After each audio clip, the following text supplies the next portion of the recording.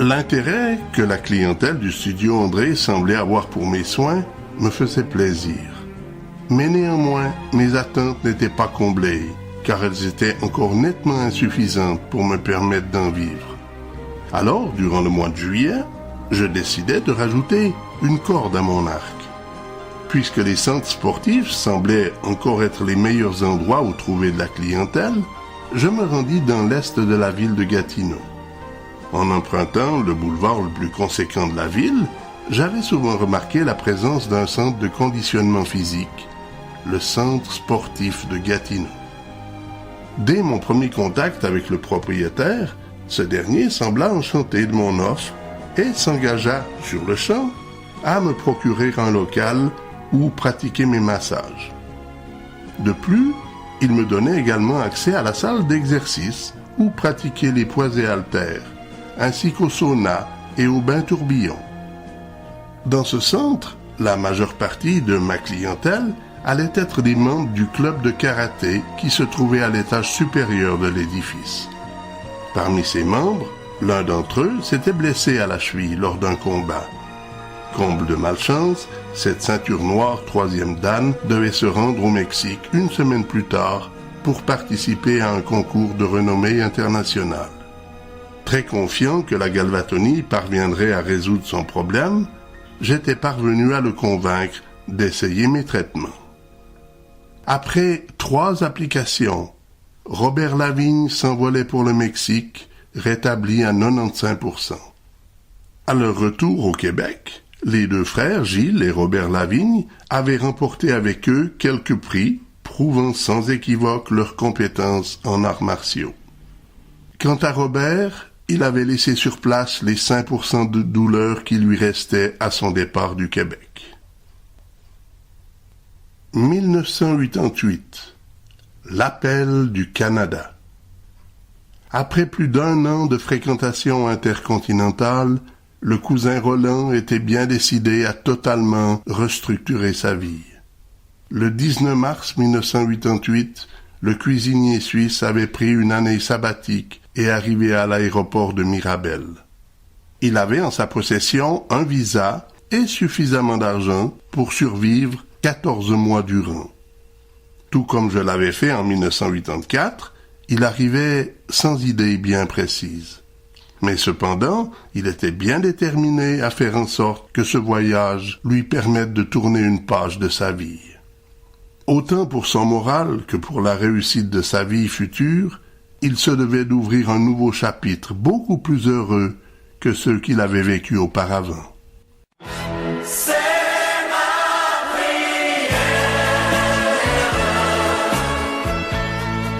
Je viens vers toi, c'est ma prière. Je suivrai ta loi, c'est ma prière. Un jour viendra.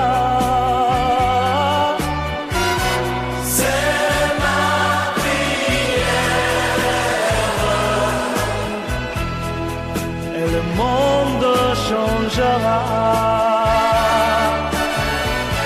Un nouveau jour sur la terre nous portera la lumière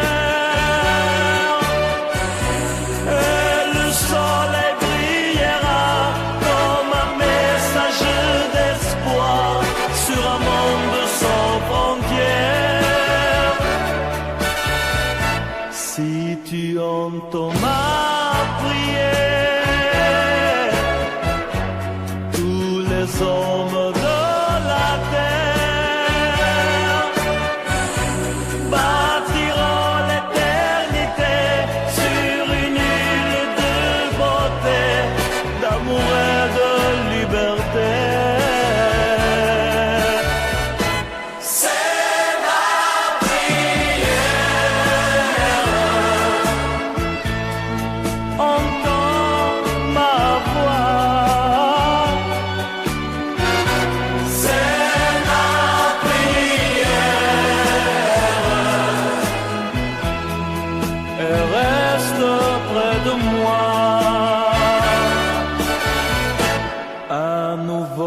jour sur la terre nous portera la lumière et le soleil brillera comme un message d'espoir sur un monde sans frontières.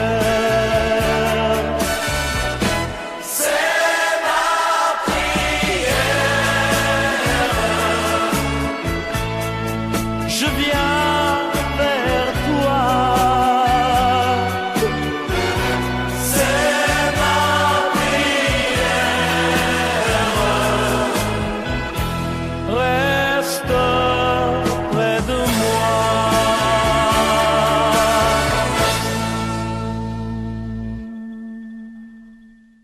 Il n'est pas facile, lorsque l'on possède une maison, de ne pas avoir de remise pour entreposer des vélos, une tondeuse à gazon ou des outils de jardinage. En effet, si l'on veut assurer un maximum de propriété à l'intérieur d'une bâtisse, il est conseillé que les objets précités ne soient pas sujets à être entreposés dans le corridor ou au fond de la cuisine. C'est donc pour cette raison qu'en mai 1988, Francine et moi décidâmes de faire construire une cabane de jardin dans un coin de notre propriété. Pour ce faire, nous nous adressâmes à une entreprise spécialisée en ce domaine, les Cabanons de l'Outaouais. Un matin, 3 ouvriers arrivèrent avec le matériel et les outils nécessaires. Et en fin d'après-midi déjà, notre petit chalet était terminé. Il va sans dire qu'avant d'avoir investi 2000 $ pour la réalisation de ce petit chalet canado-suisse, nous avions préalablement pris notre temps pour étudier chaque détail que nous désirions. En ce qui me concernait, je trouvais regrettable que tous les toits des cabanes se ressemblaient. Pourtant, et ce n'est pas contradictoire, l'une des premières choses qui m'avait frappé lors de mon arrivée au Québec, c'est justement l'originalité et la diversité des toitures des maisons. Alors pourquoi ne pas également répéter cette originalité avec les cabanes de jardin, puisque leurs atouts sont d'embellir les propriétés. Pour cette raison, je m'étais inspiré à la fois de certaines toitures québécoises combinées à celles des fermes du canton de Berne.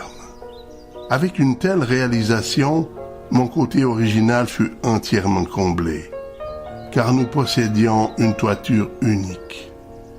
Durant l'été de 1988, tout comme chaque année durant le mois de juillet, Marcella et moi nous trouvions sans travail.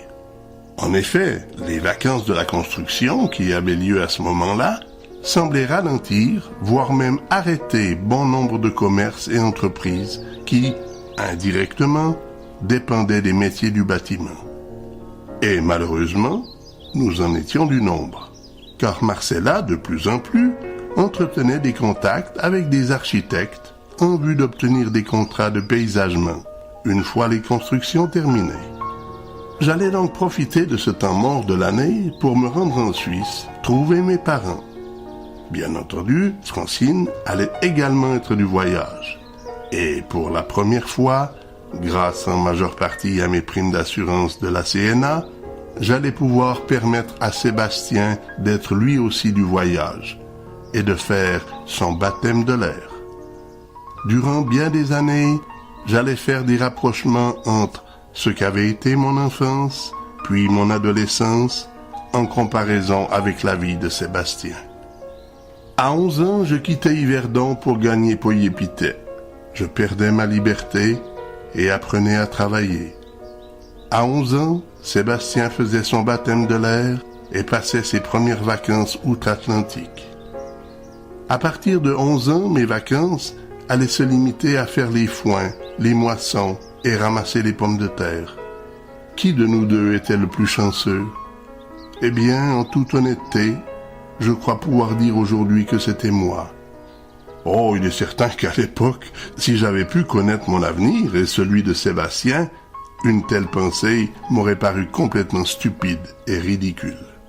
Un enfant a davantage besoin de s'amuser et non pas de travailler, car durant le reste de ses jours, il va pour cela avoir largement le temps de le faire. Mais quand je suis arrivé sur le marché du travail, en apprentissage chez Solberg, le travail était pour moi une vraie partie de plaisir. À 16 ans, on me demandait de travailler 8 heures par jour, à 5 jours et demi par semaine. Et j'avais plus de 3 semaines de vacances par année. À 11 ans, je passais ces mêmes 3 semaines à me lever à 5 heures du matin et terminer de travailler à 20 heures, soit 15 heures de dur labeur. Sébastien, lui, n'a pas eu ma chance, et le marché du travail n'est pas plus facile en 2003 qu'il l'était en 1971. Bonne chance, Sébastien. Très conscient des défis qu'allait devoir relever Sébastien au cours de sa vie future, j'avais proposé à Francine, durant ses vacances, de permettre à son fils de vivre lui aussi une expérience similaire à la mienne. En effet, Francine avait fait la connaissance d'une dame dont le mari possédait une ferme à 20 minutes à peine de chez nous. La production de cette ferme était l'élevage de lapins et de poulets, avec une nourriture biologique. Il va de soi que Sébastien ne passerait que ses journées à la ferme et reviendrait dormir à la maison. De ce fait, il ne serait pas isolé de sa famille comme je l'avais été à son âge. Mais Francine refusa ma proposition, prétextant que si l'on avait eu des enfances difficiles, il n'était pas nécessaire pour autant d'obliger nos propres enfants à vivre les mêmes expériences. Au cours des années, Francine avait eu l'occasion de se faire une opinion sur les hommes en général. De sa naïveté était né Sébastien. Les belles promesses, il y avait longtemps qu'elle n'y croyait plus. À cette époque, je dois le reconnaître, j'étais encore de mon côté un peu naïf. Certes, je m'étais moi aussi fait avoir, et les filles avaient su jouer avec mes sentiments et ma naïveté. Mais j'étais un homme, et mis à part quelques cicatrices au cœur, je n'avais encore aucune conséquence à supporter de mes éphémères conquêtes amoureuses. À plusieurs reprises, Francine semblait croire que notre union n'était que temporaire et que lorsque j'en aurais assez d'elle, j'allais changer pour une autre. C'était mal me connaître, puisque j'ai pour principe de ne jamais faire aux autres ce que je ne voudrais pas que les autres me fassent à moi. Sans doute que ma conception d'un couple uni, pour le meilleur et pour le pire, était peut-être dépassée depuis longtemps. Mais je ne considérais pas Francine comme une remplaçante temporaire de Joanne. Et afin de le lui prouver, en cette année 1988, j'allais lui proposer de devenir ma femme devant Dieu et devant les hommes. J'avais le sentiment que ma propre vie n'aurait eu aucun sens si je n'avais pas eu d'enfant. Raison de plus, comment demander à Francine de me donner un enfant sans lui donner une preuve de mon amour? Car je doute fort d'ailleurs qu'elle l'aurait accepté. Nous étions heureux ensemble. Tout comme Sébastien et moi, elle aimait voyager. J'étais très bien accepté de la part de ses sœurs ainsi que de son père. Définitivement, rien ne semblait faire obstacle à notre union. Comme je lui avais fait ma demande en mariage durant l'été, nous convenîmes de nous marier durant l'automne. Il y avait à peine 3 ans que nous vivions ensemble, mais elle connaissait déjà mes lacunes. Entre autres, ma difficulté à retenir les dates d'anniversaire de mes proches. Aussi, pour me donner une bonne raison de ne pas oublier notre date de mariage, elle me proposa de nous unir le 18 novembre, jour de mon anniversaire. Je trouvais son idée excellente et accepta sa proposition. Lorsque nous dûmes choisir nos témoins, nous pensâmes automatiquement à Nicole et Roland.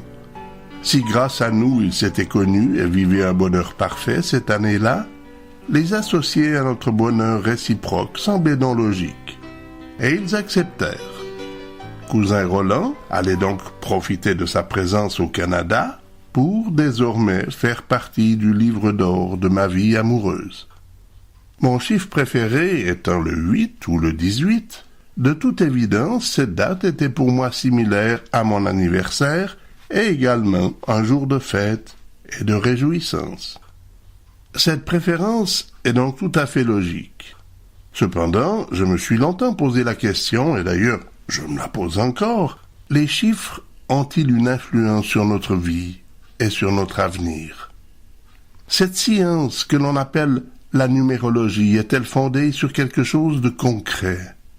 Quoi qu'il en soit, si j'aimais les 8, j'étais comblé le 18 novembre 1988.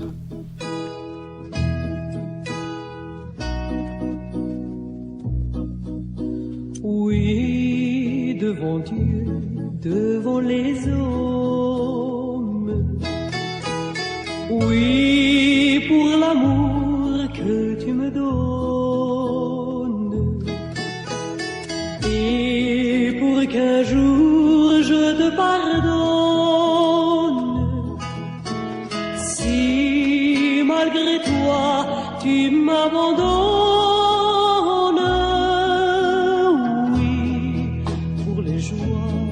Et pour les peines, oui, pour les lois qui nous enchaînent.